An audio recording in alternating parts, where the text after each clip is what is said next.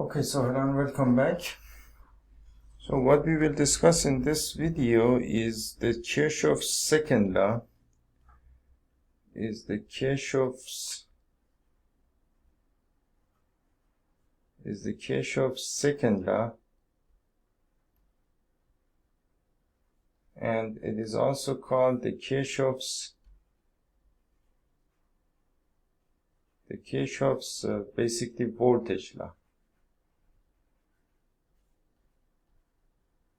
And for the same reason, voltage, KVL, they call it also KVL. So the previous rule that we have inherited from Kirchhoff was KCL, this is KVL. Now what this means is that, what this law tells us is that basically the sum of the voltages the algebraic sum of the voltages in a loop, in a circuit, in any loop in a circuit, is always adds up to 0. Meaning that, for example, suppose that you have a circuit like, for example, like this, and something like this, and then you have a resistor here, I don't know, some sort of resistor over here, and some sort of resistor over here, some sort of resistor over here, and this is the kind of circuit that you have, right? So this is a complicated circuit. I wouldn't even know how to calculate, for example, the current and the voltage in this circuit. But then suppose that I give it to a power supply. Now in this circuit, a loop means that basically you can go around the circuit. You can start from some point, for example from this point A, and just keep going in this direction and move in a loop, and then you have to come back to the same point, meaning that I can go over here, and then go over here, and then go over here, and then go over here, for example, and then go over here, and then again I can even come back over here, right? I can come back over here, then I can go over here, then I can go over here and come back to this point. And all of this maze that I'm going through in this circuit, the voltage, if I add the EMF or the electromotive force in this circuit, I will get to 0, meaning that, for example, the EMF here is positive. This would be V of S, for example. This is positive V of S. And then you would have a voltage drop across this resistor. Call it, for example, R1. This becomes negative V of R1, for example. And then you would come over here across this resistor, call it, for example, R2. That would be negative V of R2. Then you would get over here, for example, call this R3. That would be negative, that would be negative. Now let's not move here. I'm not really sure what would happen here. Let's just not move here. Let's not just not move here. But then, for example, let's call this, for example, let's call this R3, and then for example call this, for example, moving along this resistor R2, and then along this resistor R3 and R4 and R5. So then you have negative R2, negative R3, negative, actually V of R3, negative V of R4, negative V of R5, and back to point A. If you add all of these together, meaning that, of course, you're adding these together, because you can write this as plus V of S plus negative V of R1 plus negative V of R2 plus negative V of R3 plus negative, for example, V of R4 plus negative V of R5, all of this would be equal to 0. Now, if this seems to be a complicated circuit, probably I should have started with a simple one. Suppose that you have this circuit over here. Now, this is just simply 3 resistors in series. I connect them to a power supply and call this R1, call this R2, call this R3, for example, and call this V of S, right? Now, you know that in a series circuit, apart from the Kirchhoff second law, you normally know that in a series circuit there is a voltage drop across R1, which is V of R1. There is a voltage drop across R2, which is V of R2, and V of R3. V of R3. Now, if you add the voltage drop here to the voltage drop here to the voltage drop here, meaning that if you write V of R1 plus V of R2 plus V of R3, add all of these together, that should add up to the power supply voltage. That happens in a series circuit. That happens all the time. And now if you rearrange this equation, you can write it as V of S minus V of R1 minus V of R2 minus V of R3 is equal to 0. And this is Kirchhoff's second law. Meaning that if you start from, for example, this point, call it point A, and move in this direction, go around, all around this circuit, and come back to the same point, first you would encounter your power supply, which is a positive voltage source. Power supply is always positive. And basically all of the voltage drops across all the other components are negative voltages. So that would be positive V of S minus V of R1 minus V of R2 minus V of R3 is equal to 0. And that's basically what you also know from series circuits, and that is basically the Kirchhoff's second law. And an alternative name for this law is the law of conservation of voltage, meaning that voltage cannot come out of nowhere. It cannot go to it, and it cannot vanish. Basically, they call it the law of conservation of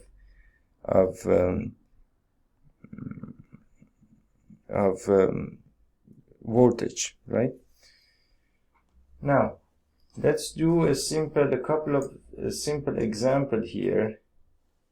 Let's see if we can solve a couple of problems here.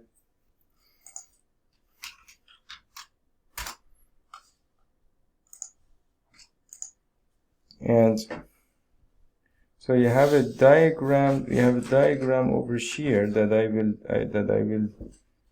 will draw, which is basically I have a power supply here, and then this power supply is connected to some, for example, R2, and then an R1, R2 and R1, and then it's connected to an R4 and to a R3, and then this goes back to the power supply. Right, so this is the circuit that we have. Now in this circuit, let's say that this is V of S. In this circuit, let's say that basically the 4 resistors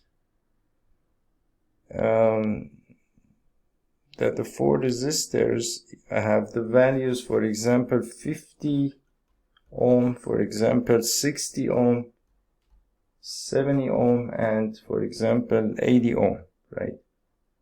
80 ohm. And the current through the circuit, let's suppose that I is equal to 500 milliamps. 500 milliamps. Okay.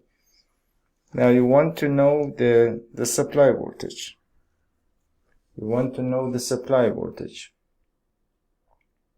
So the supply voltage is the supply. You want to know what is V of S. So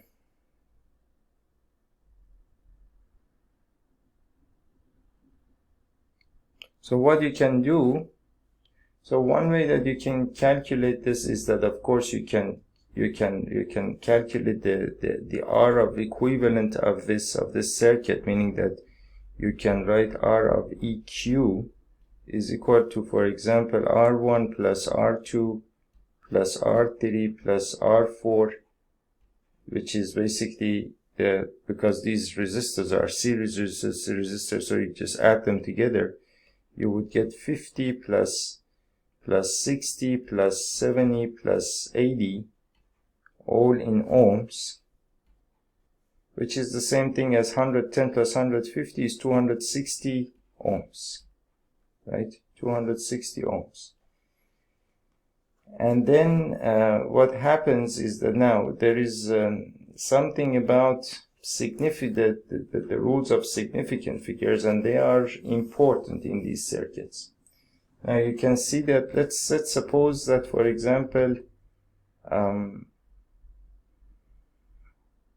which is of course not important in this particular, at least right now. Let's move on. So let's say that basically the equivalence resistance of all of these resistors is 260 ohms. And I know that basically 500 milliamps is going through this circuit. So Ohm's law tells me that V is equal to I times R, meaning that this voltage, the power supply voltage, and you need to think of all of this as just one resistor. So the power supply voltage is going through a 260 ohm resistor, and the current is 500 milliamps, right? So you can write this as I, which is 500 milliamps, 500 into 10 raised to the power negative 3 amps, times basically 260 ohms. 260 ohms. And that is, you can always specify your units as well for the sake of simplicity and certainty, more certainty. So this is in amps times, for example, 260 ohms, and then you know that amps times ohms is equal to volt, for example, right? And then you have 260 times 500, which is the same thing as 26 times 5 is equal to 33, 10, 13, and then you have 1 0 here, 2 zeros here, so 3 zeros, so 1 3 0 0 0 0 into 10 raised to the power negative 3, which is equal to basically 130, and that is the same thing as 130 volts. V of S is equal to 130 volts, right? That way you can calculate this. There are other ways as well, but now particularly in this example, what is important is that instead of calculating the equivalent resistance, you can essentially calculate the voltage drop across each of these resistors, because this current is going through each of these resistors and through the whole circuit, meaning that the current through every point in this circuit is, of course, 500 milliamps. So 500 milliamps is going through R2, R1, R3, and R4, and you know the resistance for these resistors. Now for R2, you can write the Ohm's law as V is equal to IR, and that gives you the voltage drop across R2, meaning that V is equal to I, which is 500 milliamps, 500 into 10 raised to the power negative 3 amps, times R, which is equal to 50 ohms. That is the same thing as 5 times 10 is equal to 25, 3 zeros into 10 raised to the power negative 3 volts, which is equal to 25 volts. Right? Which is equal to 25 volts. Now, for R1, you can say that, again, use Ohm's law, V is equal to I times R, and then you can write V is equal to, again, the same current, 500 times into 10 raised to the power negative 3 amps times this times 60 ohms, which gives you 30 and 4 zeros into 10 raised to the power negative 3 volts, which is the same thing as 30 volts. So this is V of R2, V of R1, I'm sorry, V of R1. For R4, which is 70 ohm resistor, for R4, which is a 70 ohm resistor, you can write V is equal to I times R. V is equal to I times R. And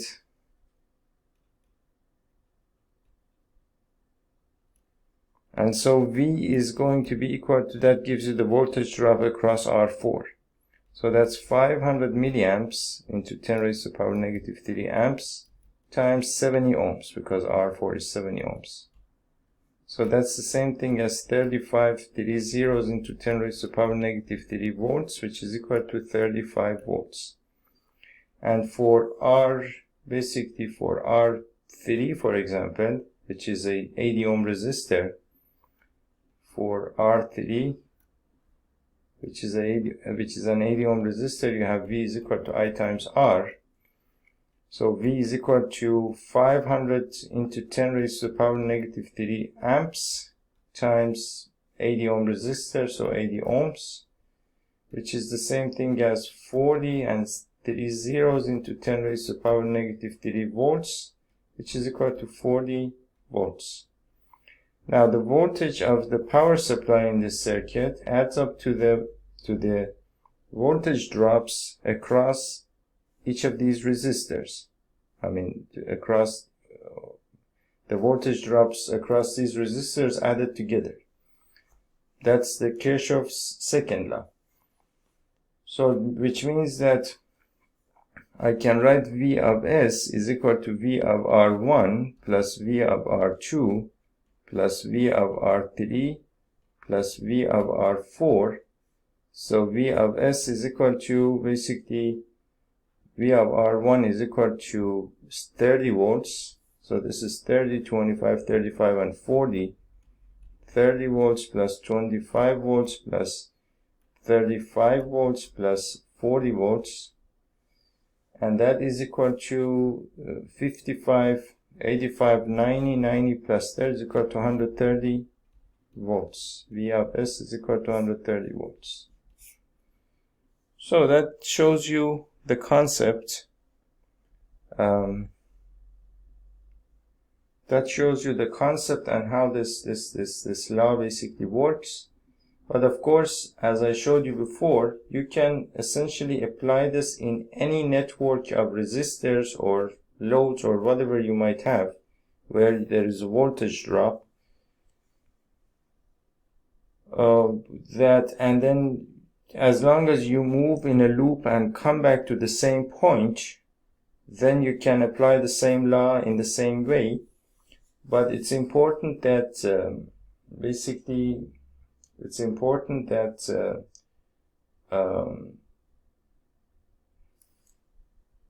and that you can use basically in complicated circuits. In a complicated circuit, for example, you have a bunch of resistors connected together, series parallel in the most confusing way. And as long as you're moving in a loop, you want to calculate the voltage drop across one of the resistors way inside the loop, way inside the network of resistors, and there is no way to get there. So you have to find some path. For example, let's say that you have this network of resistors.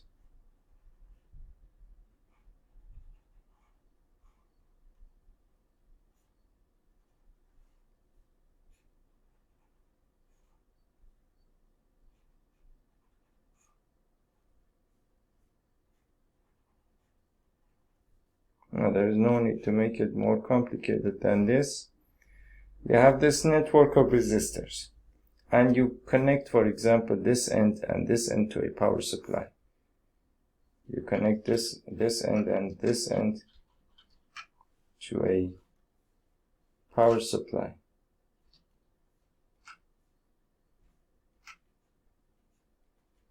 Okay, now I don't know, I do not really know what would happen in this circuit, but depending on your power supply and everything, but and the values of resistors, but you want to know the voltage drop across, for example, this resistor here, R1, for example. So the easiest way for me to get there is I could start from this point, for example, point A, and move in this circuit. Now I want to get to this resistor. So I move through this resistor and then come over here. I move through this resistor, I call it R1, for example, R2, and then I can essentially come over here through R4, and you have to find the most economical way, and of course it has to be in such a way that you don't have any unknowns rather than R1 that you want to calculate.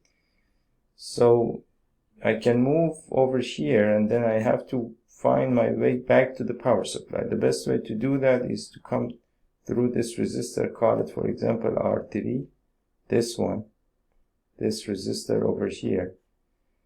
And then I move back here, and then I come back to the same point, right? So now, if I provided that I know the value of R2 and R1 I want to calculate, and then R3, if I know the value of R3 as well, and if I know the V of S here, this is V of S, I can write, basically I can move in this direction, and I have to move through R2. So that would be negative V of R2. And then I have to move through R1. So that's negative V of R1. And then I have to move through R3. So that's negative V of R3. And then move through the power supply. So that's positive V of S. And come back to this, to the starting point is equal to 0. Now my goal is to calculate R1, or the voltage across R1. So that means that, and I'm assuming that I know the value of this already, I know the value of this already, I know the value of this already. So then negative V of R1 is equal to take all of these to the other side of the equation, V of R2 minus plus V of R3 minus V of S. And so then V of R1 would be equal to negative V of R2, negative V of R3, plus V of S. Now, if you know this value, and if you know this value, and if this value, add them together, you will get the voltage across R1 in this circuit. So this is one way that you can use, basically. You can use, and of course there is other ways of, even if you don't have all of these values, if you arrange your equations in such a way that you can that you get, basically, for example, 3 equations. As you can see, as I move through this loop, I got an equation involving 4 basically quantities, right? 4 quantities. Let's say that there are 3 unknowns there. Since I have 3 unknowns, then I would need 3 equations involving the exact same quantities, right? Okay, so now here basically we said that if you have basically moved in this manner, in this loop, and you have gotten this equation, and suppose that in this equation you have 3 unknowns, right? Or 2 unknowns, for example. Then you have to choose a path in the same circuit in such a way that the 2 unknowns basically will appear again in some other equation. And then you have 2 equations and 2 unknowns. and then that becomes a system of equations with two unknowns, and then using algebra you'll be able to solve for both of them, and you will be able to find the value of those unknowns, right? So that's how you can use basically this kind of circuit, or this Kirchhoff's second law. And basically we have another, there is another example that we can mention here as well, and that is if you have the same circuit. That is, if you have the same circuit as here, but this time it's a little bit different, meaning that the values of these resistors are not given, and these values are not given. This current is probably not the same, and we want to do a different thing with this circuit. So now this time what we will do is that we have the same circuit, but now suppose that the power supply is 20 volts. The power supply is 20 volts, and suppose that, for example, the voltage drop across these resistors are V of R1, V of R2, V of R3, and V of R4, and the ohmic value of these resistors are in the ratio 1 to 2 to 3 to 4, for example. So suppose that, for example, R1 to R2 to R3 to R4 is equal to basically 1 to 2 to 3 to 4, right? These are ratios, not ohmic values. These are the ratio of the ohmic values. Meaning that, for example, suppose that R1 was, for example, suppose that R1 was, for example, 100 ohms, and R2 was, for example, 200 ohms, and R3 was, for example, 300 ohms, and R4 was, for example, 400 ohms, right? So then R1 to R2 to R3 to R4 would be equal to 100 ohm to 200 ohm to 300 ohm to basically 400 ohm.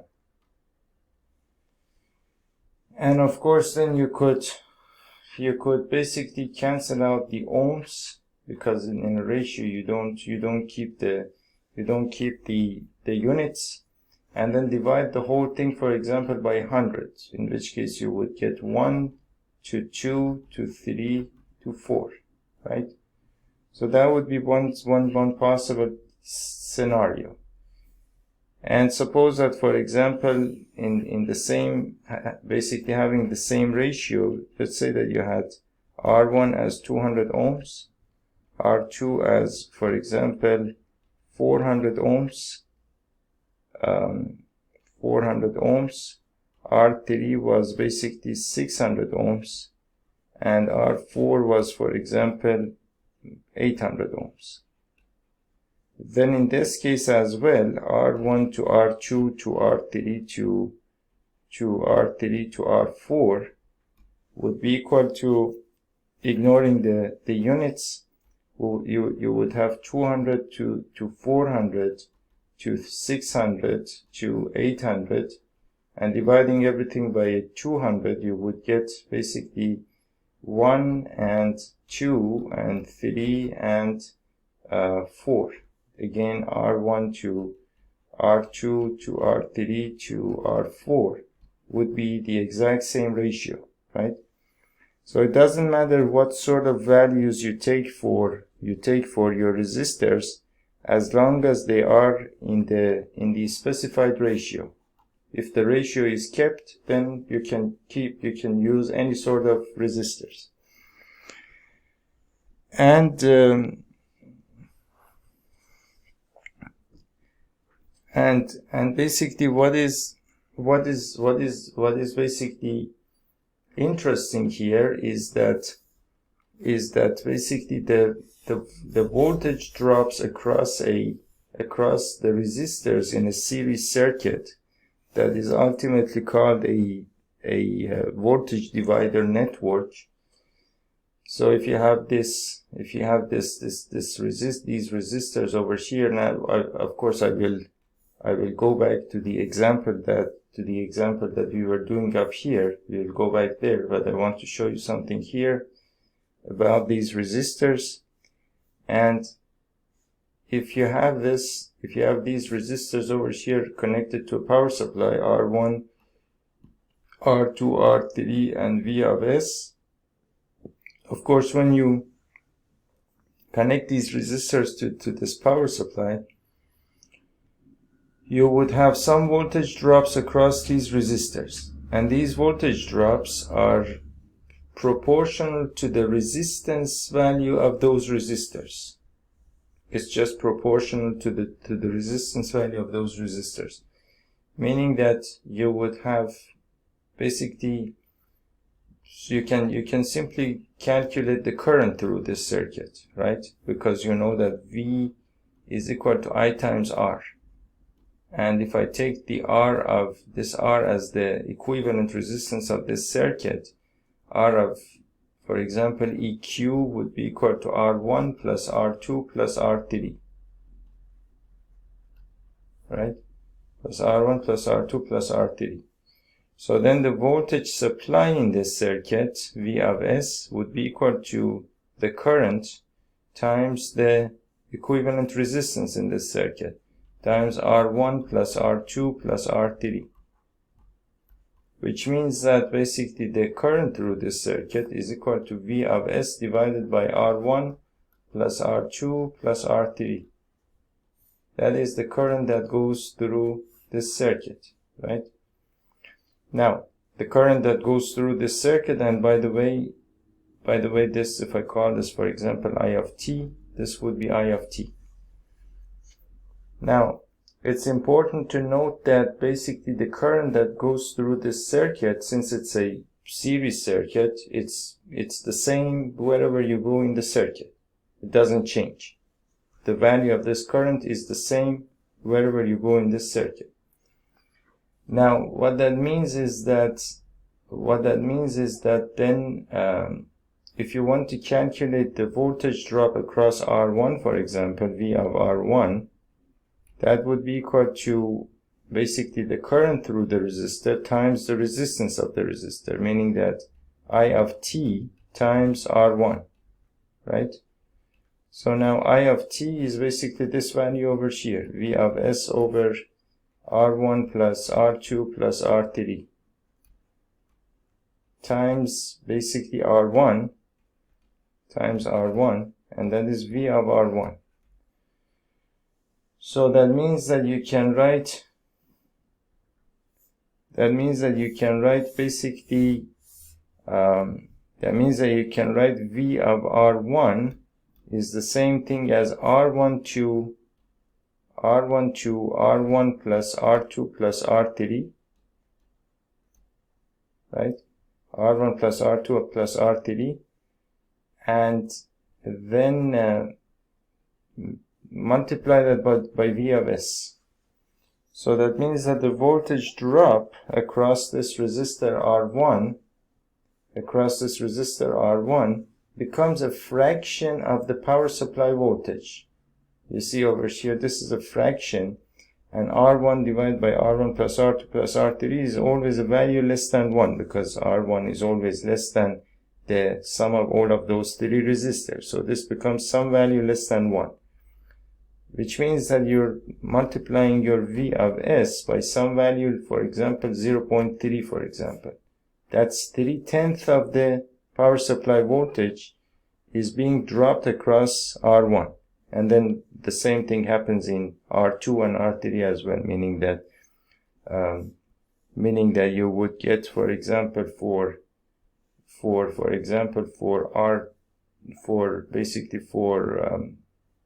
you can argue that V of R2 is equal to, for example, I of t times R2, for example. And then again, V of R2 is equal to I of t, which is again the same thing as V of S divided by R1 plus R2 by R1 plus R2 plus R3, right, times R2, right, times R2, which is again the same thing as V of R2 is the same thing as R2 divided by R1 plus R2 plus R3 times V of S. Again, you can see that the voltage drop across R2 is again a fraction of the supply voltage. Again, a fraction of the supply voltage. And again, you can calculate the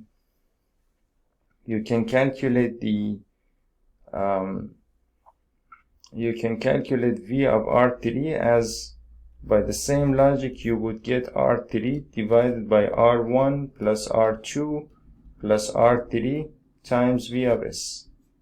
This is how you would calculate the voltage drop across basically 3 resistors or more, if the resistors are connected in series, right? If the resistors are connected in series. Now, one more interesting thing that you would find in these circuits is that these are actually practical things that you can use in your I mean the whole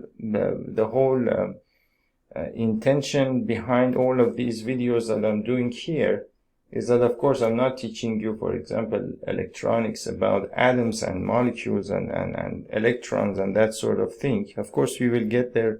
We will talk about transistors and more complicated types of circuits, but we always have to start with DC and then work our way through AC and then semiconductors and then we can basically get into oscillators and filters and that sort of thing, and amplifiers and that sort of thing. But first we need to start from DC. Now, the intention behind all of these videos that I do here is that I want to keep this as practical as possible, and I want to give you only as much theory as you need in order to be able to design your own circuits in electronics and build them, meaning that in such a way that you understand what you do scientifically enough, but not more than enough. Meaning that, for example, it doesn't really matter, for example, well, it's just, I want to keep it basically practical, and then whenever we need to, we will of course basically do a couple of things practically on a breadboard or on a circuit or something like that we can do as well. But for now, there is a bunch of theory that we need in order to understand well, basic electronics. I mean, by basic I mean in such a way that you'll be able to understand your own circuits and design them, put together a couple of simple circuits, for example, build a power supply, build a simple radio, for example, something like that. And then, of course, we can basically improve the whole thing and make it a little bit more advanced, and then add a couple of, for example, more advanced courses related to some electronics engineering course or book or something like that, right? So now one more interesting thing that happens here is that if suppose that you have this circuit here. Suppose that you have this circuit here. For now, the voltage drop across R1 and R3, for example, in in this circuit, and you need to understand what sort of circuit we are dealing with, there is some voltage drop across R1, there is some voltage drop across R3. Now, you need to watch what happens here. The ratio of the voltage drop across R1 and R3, meaning that V of R1 to V of R3 is equal to basically this whole thing divided by this whole thing. So meaning that V of S and V of S will cancel out, the denominators will cancel out, and you will be left with R1 divided by R3, right? It's very simple and very helpful relationship that you can find. If you didn't understand this, if I divide this by this, I will get R1 divided by R1 plus R2 plus R3 times V of S, and if I divide the whole thing by this, which is R3 divided by, for example, R1 plus R2 plus R3 times V of S here.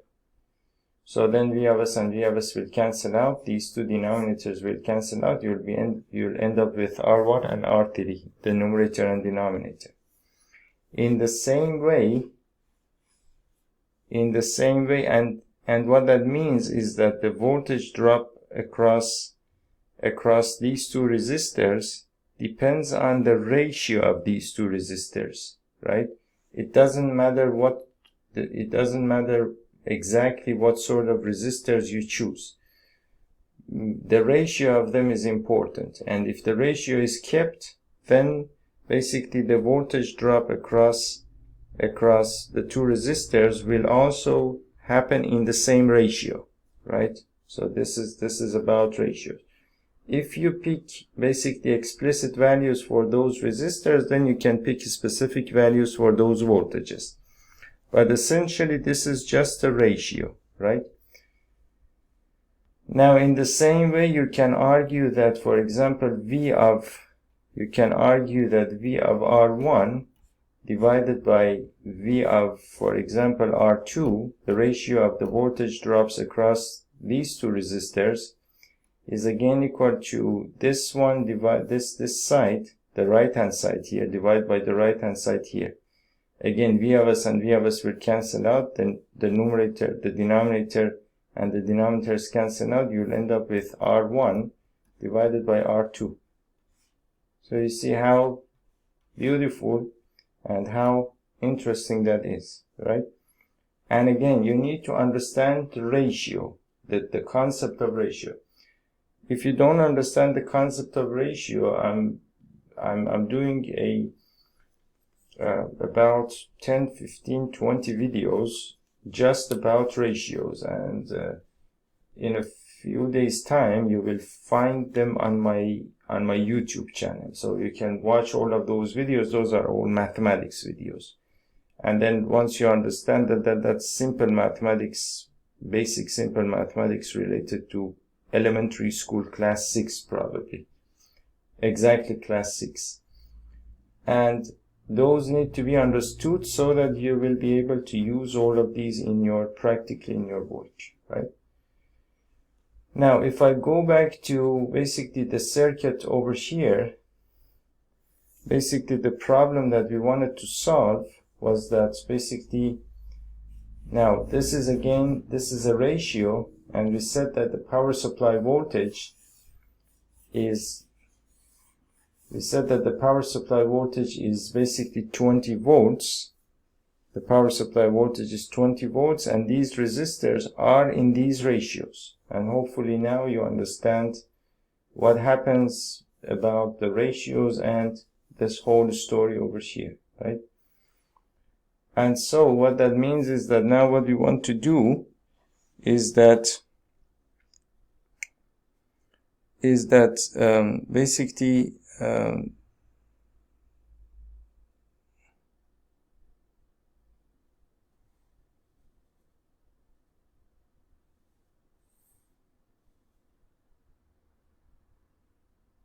now let me actually read this problem. I don't understand it myself in the first place.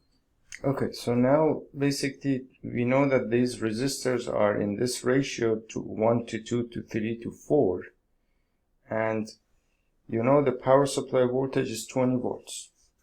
And you want to calculate, for example, the voltage drop across, for example, across, I don't know, R4, for example, right?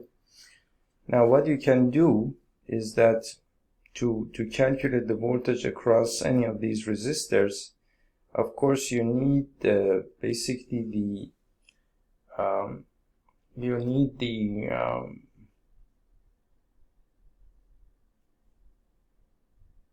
you can use algebra to do that, right? But that's not that simple. I mean, it would be unnecessary work. What you can do is that you can basically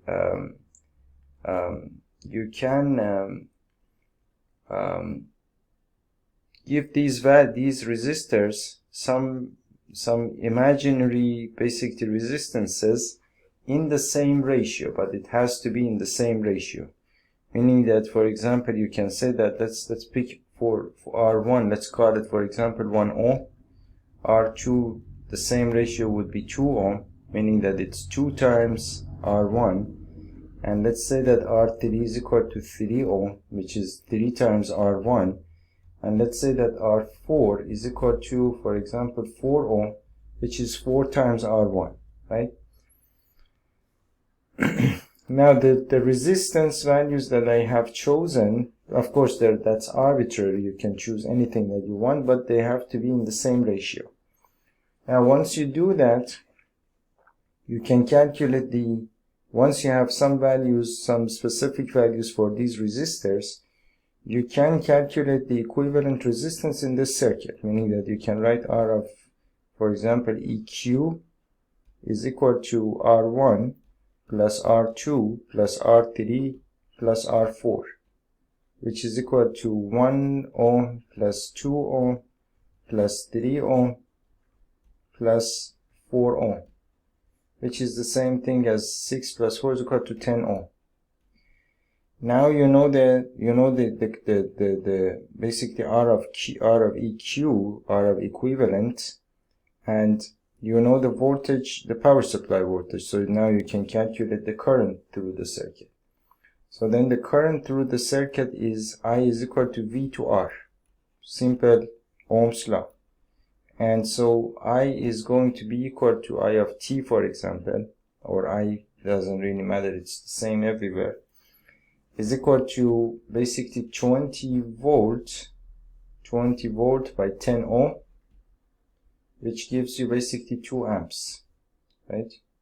Which gives you basically 2 amps. So now I know that basically the current going through the circuit is 2 amps.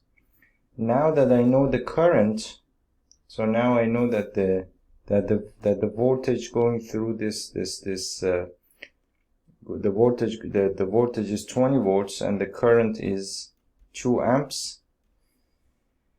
And so now this 2 amp current is going through all of these resistors, meaning that through each of those resistors 2 amps of current is passing, right? So now if I want to calculate the voltage drop across R4, which is equal to V of R4, that would be equal to I which is basically going through the circuit, times R4, which is equal to 2 amps times, for example, R4, which we took here as, for example, 4 ohm, right? And that is equal to 2 times 4 is equal to 8 basically volts, right? So V of R4 is equal to 8 volts. Now you might be wondering that if I had chosen different values for the resistors, although being in the same ratio, that the current in the circuit would have changed, meaning that, for example, if I took some other values for these resistors, for example, let's say that I'd taken, for example, R1 as for example 2 ohm, and then R2 I had taken, for example, 2 times that would be 4 ohm, and then R3 is basically 3 times R1, which is equal to 6 ohm, for example, and R4, which is equal to 4 times R1, which is equal to 8 ohm. Now these are again the same in this exact same ratio, 1 to 2 to 3 to 4. Now R of EQ in this case would be 2 plus 4 plus 6 plus 8, which is equal to 14 plus 4 is equal to 18, 20 ohm, right? And the current going through the circuit would be I is equal to V to R, which is equal to 20 volts to 20 ohm, which is equal to 1 amp. The current changes, right? The current in the circuit changes. Now, since the current changes, basically you would expect that the voltage drop across the resistor R4 might actually change, but it doesn't work that way. Meaning that when we took these values for the resistors, the voltage across R4 was 8 volts. Now we can calculate that again. So we have basically this situation again now going on, that basically the voltage drop across R4 would be equal to I, which is going through the circuit, times R4, which is equal to, now you have 1 amp times R4, which is equal to 8 ohm. Now again you will get 8 volts, and that is again the same voltage as we got over here. And so in the same way, you can calculate the voltage drop across each of those resistors, R1, R2, R3, and R4. So that's basically how you do all kinds of different things in these series circuits and related to Kirchhoff's voltage law, KVL. Now you might ask that what is the application of this kind of circuit, that if you basically put a couple of resistors together and connect them to a power supply, you would be wasting power, of course, or you would be basically wasting energy. And of course energy can never be wasted, because energy is always changed to other forms, and then it never vanishes, or it as far as I know, it's never actually created, which is actually a very interesting topic in and of itself, which brings us to the question where it actually comes from, which might actually take you to the very beginning of the universe if you go for and look for it in physics, for example. I don't really know if that sort of answer has ever been found in physics yet, but that's another topic. But then anyway, it doesn't make any sense to put a couple of resistors together in series and then connect them to a power supply just like that. You would be current of course would be going around the circuit over and over again. There is no point in doing that. So what people usually do with these kinds of circuits is that they use it as some sort of a voltage divider circuit. Meaning that, for example, you have a power supply over here, and the whole power supply, you don't need the whole power supply. For some part of the circuit, you need only a fraction of the power supply. So, for example, what you would do is that, suppose that, for example, you need only half of this power supply. So you would put 2 resistors over here, having the exact same values, right? For example, R1 and R2, and suppose that, and you pick them in such a way that R1 is equal to R2. And then what happens is that the voltage drop across this resistor, these 2 resistors would be V of R1 divided by V of R2 would be equal to R1 to R2. R1 to R2 would be equal to, these are the same thing, so this is equal to 1. This would be equal to 1. That means that then that means that then V of R1 is equal to V of R2, right? So V of R1 is equal to V of R2. So the only way that can happen is that V of R1 is basically 1/2 of the supply voltage, and V of R2 is equal to 1/2 of the supply voltage, and when you add them together you'll get the supply voltage, right? So then you can actually do this and put these two resistors together, and then half of the voltage would be present between these 2 points. That is V of R1. Half of the voltage would be present here, and then you can use it in any way that you want. Or you want basically the voltage to be divided in a different ratio, then you take the ratio of the resistors in a different way, and then based on that, some fraction of the voltage will be dropped here, some fraction of the voltage will be dropped here, and then you will use basically this part of the voltage.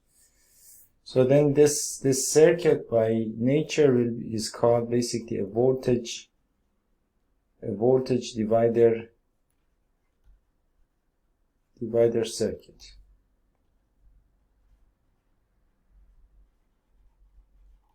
A voltage divider circuit. Because the voltage, well, of course, is divided between those two resistors in the proportion in which the resistors are chosen. And by the same logic, if you put a couple of the resistors in parallel, like this, for example, then of course you know that in a parallel circuit, if you connect this to a power supply, for example, you have R1, R2, R3, and R4, then call this, for example, I1, I2, I3, and I4, and this you could call I of t, for example, I of total. Then in this circuit, you know that I of t is equal to I1 plus I2 plus I3 plus I4. And so based on some, basically, we will of course talk about this in extensively in detail, but based on some rules, the current is based on basically based on the value of the resistors that you choose here. The current is divided between the I of t is divided between these few resistors, and so for the same reason, this kind of circuit is called a current divided circuit. A current divider circuit, because it divides current basically. It doesn't divide voltage, it divides current. But we will talk more about that in the coming videos. Now, in the next video, we will talk about the voltage divider circuit, and I guess that's all about this. And then we have a whole lot more to discuss after this. So I'll see you in the next video, and thank you.